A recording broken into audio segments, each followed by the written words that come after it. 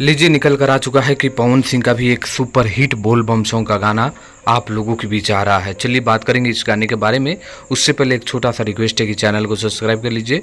मैं हूं रविंद्र और आप लोग देख रहे हैं रविंद्र टाइम्स। माटी के चिलम गाने का बोल रखा गया है माटी के चिलम और यशी फिल्म पर यह गाना रिलीज हो रहा है। क्या कमाल का गाना है दोस्तों, बोल बम सॉन्ग है और आप लोग वेट भी कर रहे हैं कि पवन सिंह का बोल बम सॉन्ग कब देखने को मिलेगा। तो लीजिए आप लोगों के बीच आ रहा है गाने का बोल रखा गया है माटी के चिलम। इस गाने के बारे में बात करें तो पवन सिंह और प्रियंका सिंह ने इस गाने को गाए हैं, लिखे हैं आशुतोष तिवारी और म्यूजिक प्रियांशु सिंह का है। जबकि ये जो गाना है आप लोगों के बीच 21 तारीख को यानी कल सुबह में 8 बजे यशी फिल्म के यूट्यूब चैनल पर आप लोगों के बीच रिलीज कर दिया जाएगा। तो जो भी पवन सिंह के फैंस इंतजार कर रहे थे कि जो पवन सिंह का बोल बम सॉन्ग है वो कब तक देखने को मिलेगा, तो आप लोगों के बीच आ रहा है 21 तारीख यानी कल ही सुबह में 8 बजे माटी के चिलम।